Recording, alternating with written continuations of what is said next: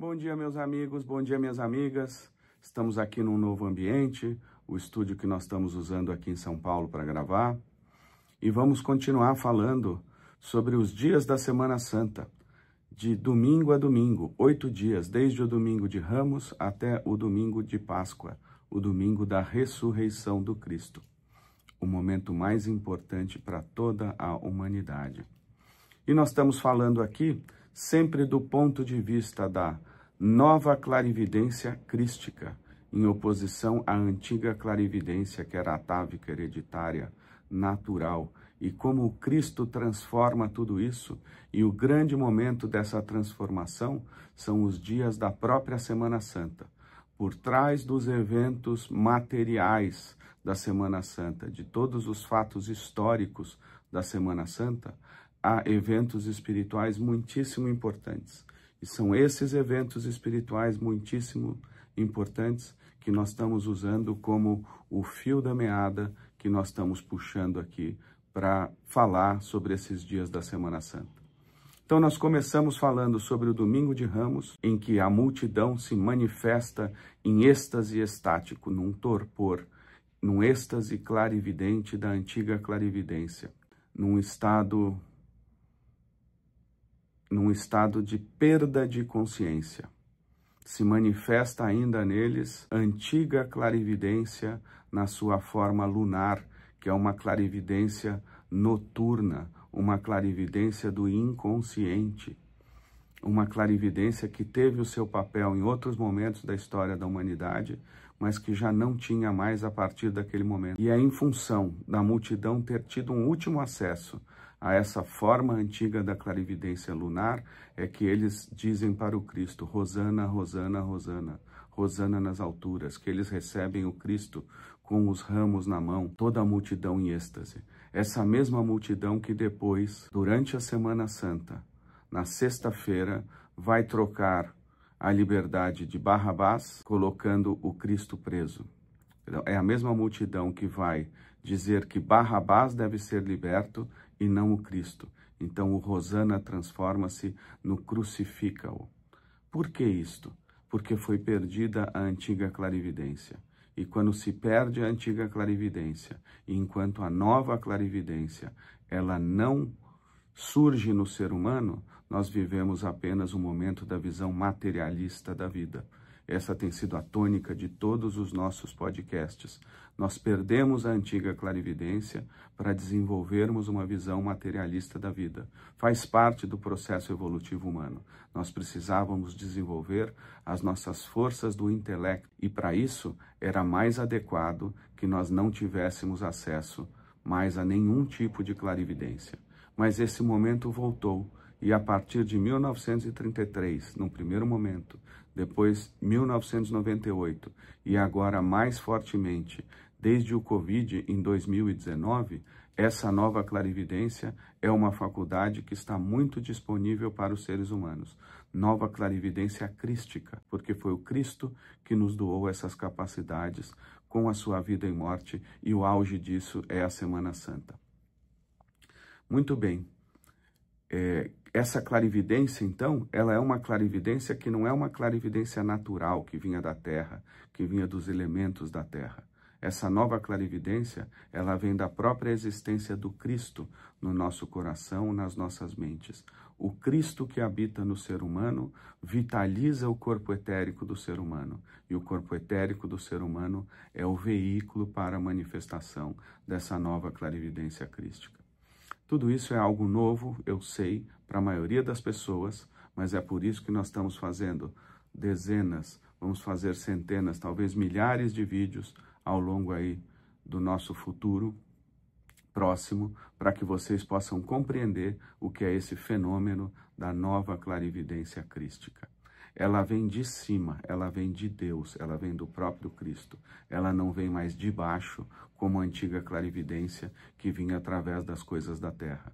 E é por isso, meus amigos, que qualquer tentativa do ser humano de se utilizar de alguma droga, seja ela de qualquer origem sintética, ou de origem vegetal, ou de origem animal, para atingir o que se fala erroneamente como estados mais elevados de consciência, só vai trazer a estados de consciência com possessão espiritual. Não existe nenhum elevado estado de consciência que se possa atingir com a antiga clarividência, que era natural e que poderia até ser feita no passado por meio do uso de algumas substâncias. Isso não existe mais como momento evolutivo do ser humano. Quem faz uso dessas substâncias estará gravemente atrasando a sua evolução ou evoluindo a graus muito ruins de evolução. Então essa é a tônica de tudo, e por isso que a gente vai sempre falar também de clarividência e possessão espiritual, porque quando não ocorre o verdadeiro caminho para a clarividência, ou quando o ser humano ele adentra demais, mergulha demais no materialismo, ele também está em estados de possessão espiritual. Não enxergar a realidade espiritual, não acreditar em Deus, não acreditar na existência de seres espirituais, não ter consciência de tudo isso, é um estado de maia, é um estado de ilusão. E maia e ilusão são causados pelos seres espirituais que querem que o ser humano não se lembre mais da existência do mundo espiritual, que o ser humano só acredite na existência das coisas do mundo material. E isso é também uma forma de possessão espiritual, é uma influência de seres espirituais sobre o ser humano, para se dizer o mínimo, que pode se agravar e chegar à possessão espiritual. E que é o que nós vimos na Semana Santa. O povo, sob um estado de possessão espiritual na Sexta-feira Santa, é que vai pedir para que se crucifique o Cristo. Então vamos ver mais, vamos fazer um pequeno reprise, como eu já fiz aqui do Domingo de Ramos, vamos fazer um pequeno reprise sobre a Segunda-feira Santa. Na Segunda-feira Santa, nós temos um marco onde o Cristo amaldiçoa a figueira, e ele vai dizer: ninguém mais comerá destes figos para todo o sempre. O que ele estava querendo dizer ali não é amaldiçoar uma árvore frutífera, mas amaldiçoar aquela árvore que era uma árvore de uma comunidade em Betfage, a Casa dos Figos, que ainda se utilizava de procedimentos mágicos, de procedimentos espirituais, para, através da prática do sentar-se sob a figueira, desenvolver ou acessar capacidades clarividentes, acessar a visão do mundo espiritual. É isso que ele está dizendo que terminará. O fruto da antiga clarividência, representado por essas figueiras, não deve mais ser acessado por nenhum homem. Aquele que acessar a clarividência através dessa antiga forma, não poderá nem mesmo ser chamado de homem, porque estará, no mínimo, evoluindo a um estado animal, podendo evoluir a estados demoníacos, que é a pior situação possível. Mas quem faz uso disso não poderá evoluir. E evoluir é o que nos garante podermos ser, que nós sejamos chamados de seres humanos. É isso que o Cristo está dizendo ali. Muito bem, na Bíblia, um dos membros dessa comunidade já havia sido referido pelos apóstolos, é Natanael. Natanael é aquele que tem o acesso a essa antiga clarividência noturna. E o Cristo vai ter com ele na noite, um encontro à noite. É assim que está escrito na Bíblia. Este uso das palavras à noite são uma referência ao uso da antiga clarividência, que era noturna e que era inconsciente. O Cristo mostra que ele também tem acesso a ela. E depois vai mostrar que ela não é mais adequada. Um outro evento importante na segunda-feira é que no templo, as criancinhas no templo também dizem Hosana ao Cristo, porque as crianças são seres de coração puro. Aqueles que têm coração puro podem acessar realidades espirituais intuitivamente, sem o uso de nenhuma prática. E isso também é válido. Então, todos os seres humanos que ainda não desenvolveram a nova clarividência crística, mas que mesmo assim já possuem corações puros, como os corações daquelas crianças, eles podem também reconhecer o Cristo em si mesmo, reconhecer o Cristo no ser humano e reconhecer que é o Cristo que atua nas relações entre eles e os outros seres humanos. Tudo isso é possível com um coração puro. E é por isso que as crianças dizem, na segunda-feira, Hosana, Hosana ao Cristo, em função dos seus corações puros. Quando os seus adversários, na segunda-feira, lhe perguntam: que tens a dizer sobre o fato destas crianças te aclamarem com Hosana? E o Cristo responde: jamais lestes nas Escrituras o trecho: da boca dos inocentes preparei-lhe louvores? Então, todo o cumprimento das Escrituras se dá durante a vida do Cristo, porque tudo nas Escrituras visava tratar desse acontecimento da encarnação do Cristo na Terra, da vida do Cristo na Terra, o antes e o depois. É isso que a Bíblia representa para nós. E aí na segunda-feira, então, o que ocorre? Segunda-feira é o dia da lua, é Sonntag em alemão. Ele é Moon Day, o dia da lua em inglês. Ele é lunes em espanhol. Só o português que não guarda a relação dos dias da semana com os planetas, dessas línguas latinas.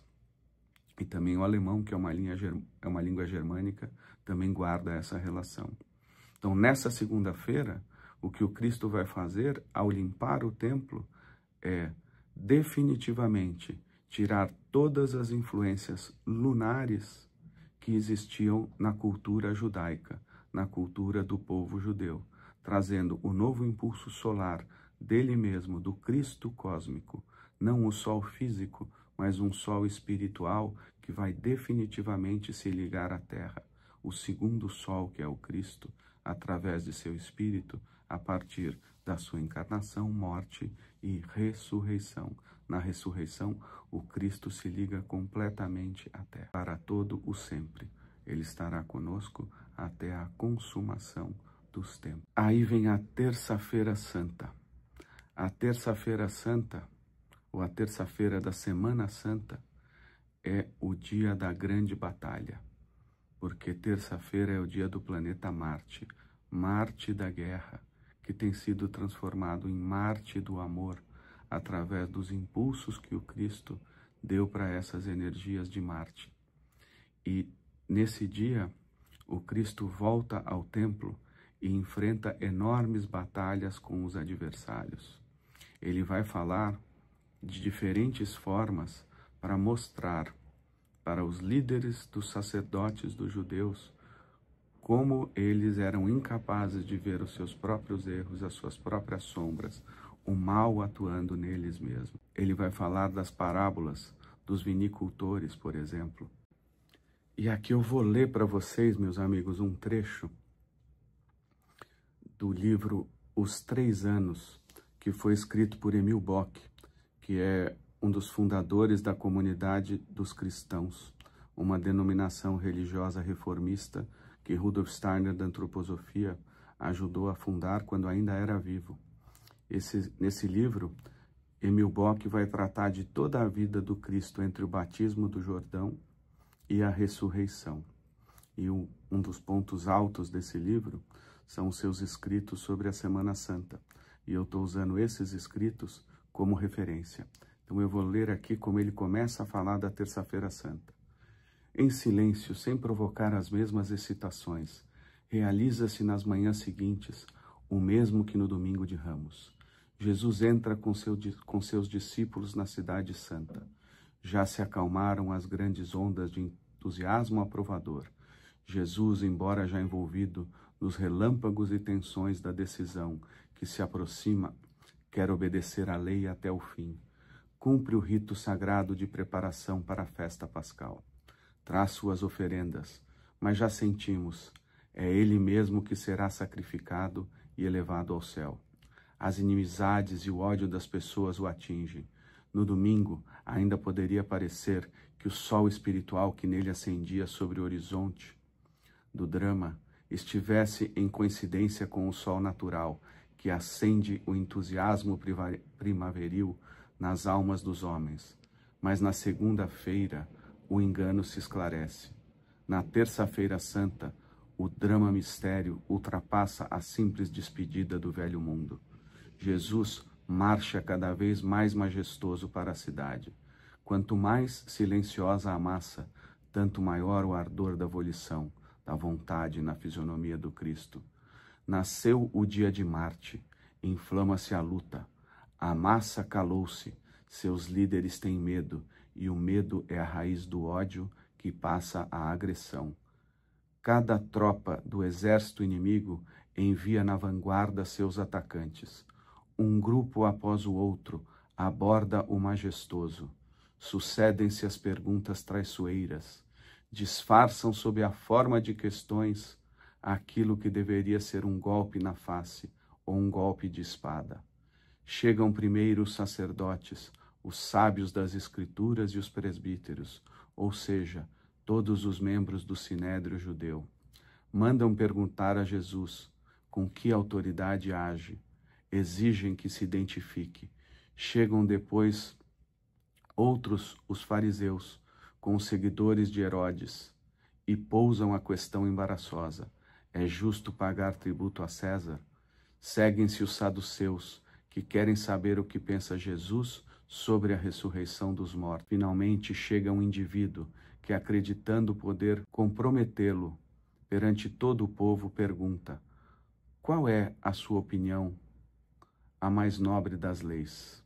Finalmente chega um indivíduo que, acreditando poder comprometê-lo perante todo o povo, pergunta: qual é, em sua opinião, a mais nobre das leis? Estes ataques, representando a atração das inimizades, constituem a melhor prova de quão intensamente era sentida a majestade de Cristo. Os cães só latem e mordem quando têm medo. Assim também, essas questões, em realidade, golpes de ódio, partem do medo. As forças das trevas tremem, porque está nascendo o sol. Jesus responde a cada uma das 4 questões, mas não se contenta em apagar os golpes investidos contra ele. Aceita o desafio e luta com as armas do Espírito. Desenrola imagens potentes, do mesmo modo que nos 3 anos passados falava aos discípulos em parábolas maravilhosamente poéticas, responde agora aos seus adversários em parábolas de combate. Conta a parábola dos viticultores, aos quais fora confiado o parreiral, e que se recusam a entregar a safra. Matam os mensageiros do dono das parreiras, e finalmente até seu próprio filho. Os adversários sentem a potência combativa da parábola. Sentem que se refere a eles próprios. De fato, Jesus prediz aos seus inimigos, pela parábola, que eles o matarão. Ele não o faz para ganhar fama de profeta. Sua parábola é uma luta final pelas almas de seus adversários. Quiçá elas ainda desaparecerão. Quiçá ainda serão aterrorizados pela visão de si mesmos. O Cristo lança aos seus adversários mais uma parábola, a parábola do casamento real. É inestimável a grandeza micaélica desta parábola combativa. Trata-se daqueles que seriam indicados como convidados. Todos falham. O convite é feito então a estranhos, a gente que normalmente nem seria levado em consideração. Os estudiosos oficiais de Deus revelaram-se como mentirosos e hipócritas, e a divindade apela então para pessoas cuja aparência não revela estarem à procura de Deus. Isto se dirige diretamente contra os adversários, contra os eclesiásticos privilegiados pela tradição. Ao ser descrita, enfim, a imagem e o destino daquele que não estava usando roupa adequada para a festa, toda a humanidade pode se ver em rigoroso espelho. Mas, mesmo dirigida, em última análise, contra todos, a parábola das bodas reais é, sem dúvida, o mais potente golpe desferido no dia de Marte, na Semana Santa. O Cristo prossegue. Ele mesmo dirige agora uma questão àqueles que lhe pousam perguntas capciosas. De quem é filho o Messias? Respondem, é filho de Davi. O Cristo tem que lhes mostrar, citando o Salmo 110, que eles conhecem, no qual Davi designa o Messias como seu Senhor, e pergunta: como pode ele chamar o Cristo de seu Senhor quando se trata de seu filho? O Cristo desmascara os que o cercam como estranhos ao Espírito, e sua devoção como desprovida de espiritualidade. Os homens só olham para o terreno. Para compreender o divino, a primeira condição seria ver que o Messias é filho de Deus e não dos homens. O Cristo mostra aos homens o que deveriam reconhecer nele, mas não o reconhece. E vem então o quarto contragolpe pelas armas espirituais do Cristo, os 9 ai de vós sobre os fariseus, desembocando na lamentação sobre Jerusalém. Ai de ti, Jerusalém, um mundo destinado ao declínio. No início de sua atuação, Jesus, no círculo familiar de seus discípulos, pronunciou as 9 bem-aventuranças do Sermão da Montanha, revelando as 9 partes do ideal luminoso do homem-espírito. Agora, no final de sua via terrena, ele põe as 9 sombras ao lado das 9 luzes.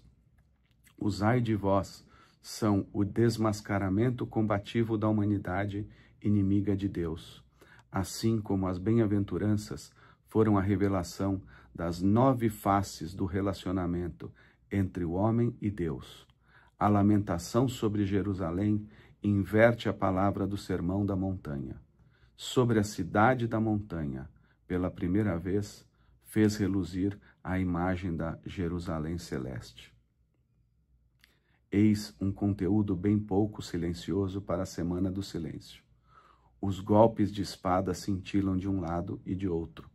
Luta-se e briga-se. O poder marcial do verbo se precipita da boca daquele que mais tarde não se lamentará ao carregar a cruz para o alto do Gólgota. Maravilhoso, né, meus amigos? Eu li esse livro algumas vezes, tive em Israel 3 vezes e na primeira vez ele foi o meu guia para todos os lugares que eu visitei. E o que não deu para visitar na primeira vez, eu visitei na segunda vez também por ter esse livro como guia. Ele vai nos falar o que são os locais verdadeiros, por exemplo, o Santo Sepulcro não é o local verdadeiro onde o Cristo foi enterrado, mas sim um local que fica ali próximo, que é o Garden Tomb. Isso o Rudolf Steiner fala e o Emil Bock vai trazer nesse livro também. É um livro maravilhoso. Já existe em português uma versão dele, só sobre os dias da Semana Santa, que é esse que eu estou usando aqui como referência, já lendo em português. Muito bem, meus amigos, então é isso que acontece na Terça-feira Santa, esse enorme embate. E os inimigos do Cristo já haviam decidido crucificá-lo, queriam matá-lo, desde o sábado anterior ao domingo de Ramos, que é o sábado em que ele vai fazer Lázaro ressuscitar. A ressurreição de Lázaro é algo tão poderoso que gerou esse enorme medo, e esse enorme medo gerou esse enorme ódio. O ódio é um medo totalmente incontrolado. Primeiro vem esse medo incontrolado e depois vem o ódio. Nós vamos falar ao longo desse ano muitas vezes sobre as forças da alma, sobre o desenvolvimento positivo das forças da alma e sobre a decadência dessas forças da alma. E é nessa ordem que elas decaem. Primeiro um enorme medo e depois um enorme ódio. E foi isso que aconteceu. Medo do quê? Medo do espiritual, medo do novo. Cristo diz no Apocalipse para São João: eu faço novas todas as coisas. E essa cultura lunar, decadente, petrificada, parada já no tempo quase, ela não aceitou isso que era novo. O medo da perda do poder, o medo da perda do status quo, o medo de que as coisas deixem de ser como elas eram. É isso que gerou nesses líderes religiosos um enorme medo e daí o ódio para crucificar o Cristo. E não é à toa, minha gente, que isso começou com a ressurreição de Lázaro, porque a ressurreição de Lázaro tem tudo a ver com esse mesmo fenômeno da nova clarividência crística. Lázaro é o mesmo personagem bíblico, a mesma individualidade encarnada, que depois é chamada de São João Evangelista, que escreveu o Evangelho de João e também escreveu o Apocalipse. E ele escreve o Apocalipse todo com visões proféticas, com dons do Espírito, que ele começou a adquirir nesses entre 3 e 4 dias que ele fica morto. Ele estava passando ali por uma morte iniciática, onde ele teve acesso a realidades espirituais muito elevadas, tão elevadas como aquela realidade elevada que só a águia pode prescrutar. Ela vê o mais elevado, mas também vê tudo o que acontece na terra, olhos de águia, todo o espectro entre o mais elevado e aquilo que está mais abaixo na terra, a águia vê. E é essa a visão que São João tem. João é um título que quer dizer exatamente aquele que tem a visão da águia, aquele que tem a visão mais elevada. Isso tem a ver com as 4 escolas de mistério que são representadas pelos seres que foram vistos por Ezequiel na sua visão. A escola do touro, a escola da águia, a escola do leão e a escola do anjo, ou do homem transformado em anjo. São essas as 4 escolas de mistério, e cada um dos 4 evangelistas fazia parte de uma dessas escolas de mistério. São João, da escola da águia. Então, tudo, como vocês estão vendo, meus amigos, está relacionado a dons proféticos, a dons do Espírito Santo, e no cerne disso, a essa capacidade clarividente. O Cristo vai dizer também para os seus apóstolos, nessa mesma terça-feira santa, que se eles tiverem uma fé do tamanho de um grão de mostarda, elas vão poder dizer para uma montanha, mova-se, e a montanha vai se mover. Isso é uma imagem para a clarividência. A fé é a força que desperta primeiramente no ser humano as capacidades clarividentes. O desenvolvimento da fé é igual ao desenvolvimento de capacidades clarividentes. Uma coisa vem junto com a outra.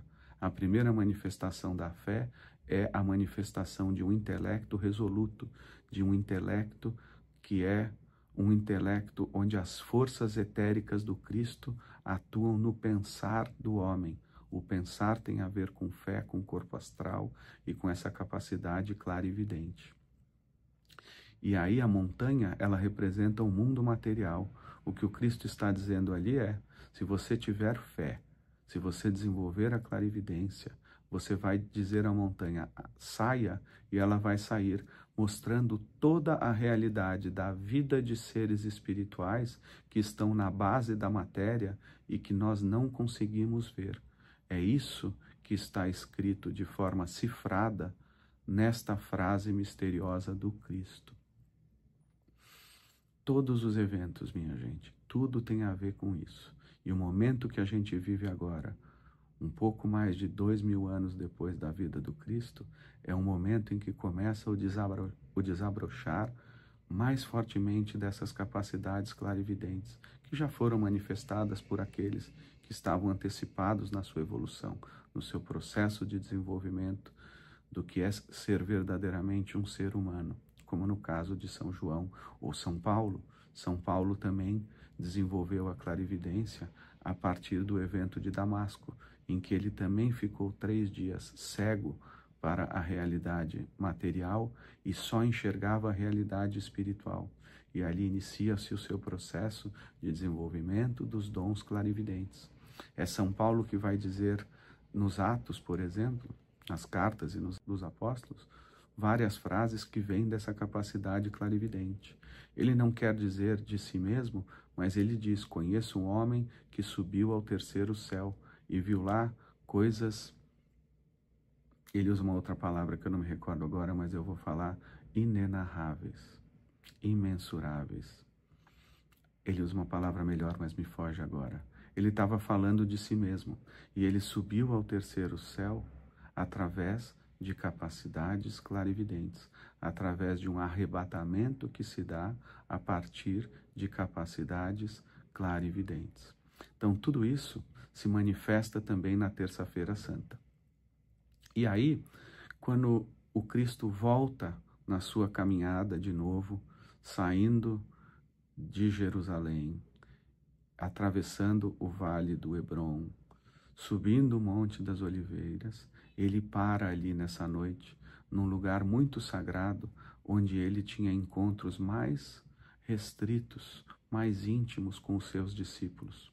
E nesse local onde ele tem esses encontros mais íntimos, dessa vez o que ele vai trazer para os discípulos são uma parábola que só serviria naquele momento para eles, que é a parábola das noivas, das 10 noivas, mostrando que 5 delas não vão desenvolver em si as forças da alma capazes de reconhecerem depois o Cristo.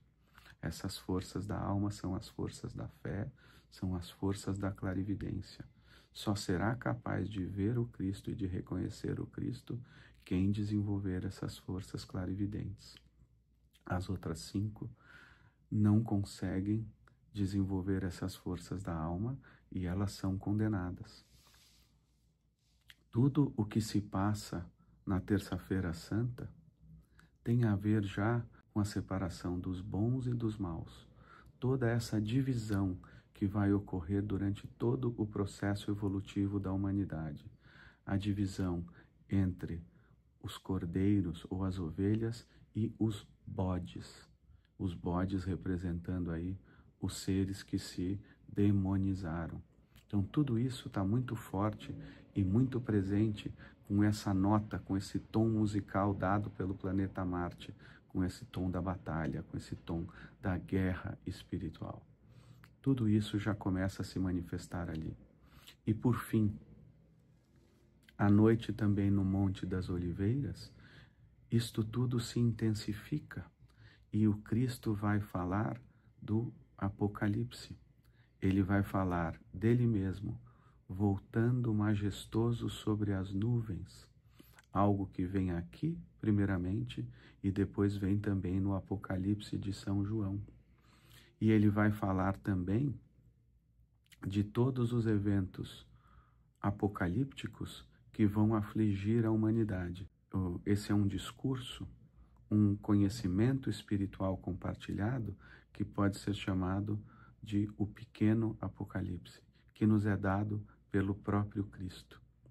Então é esse tom, é esse tipo de conhecimento que é dado na Terça-feira Santa, em que a força solar do Cristo transforma as forças de guerra de Marte, para nos revelar não sobre guerras humanas, não sobre guerras de exércitos, de nações, de corpos físicos, mas da guerra espiritual, que será a guerra que todos nós viveremos ao longo de nossa evolução. E a maior vitória nessa guerra, meus amigos, é a vitória sobre si mesmo. É a vitória onde o Cristo em nós vai vencer o nosso sósia arimânico, vai vencer as nossas sombras, vai vencer o nosso duplo maligno, vai vencer as forças de Satanás, ou na linguagem antroposófica de Ahriman, e vai vencer as forças de Lúcifer, as forças do egoísmo na nossa alma. O egoísmo, meus amigos, é a principal força geradora do medo. O medo vem do egoísmo, e o egoísmo é algo que nos aflige através das influências de Lúcifer, da mesma maneira que uma visão materialista da vida é algo que nos aflige a partir de uma influência satânico-arimânica.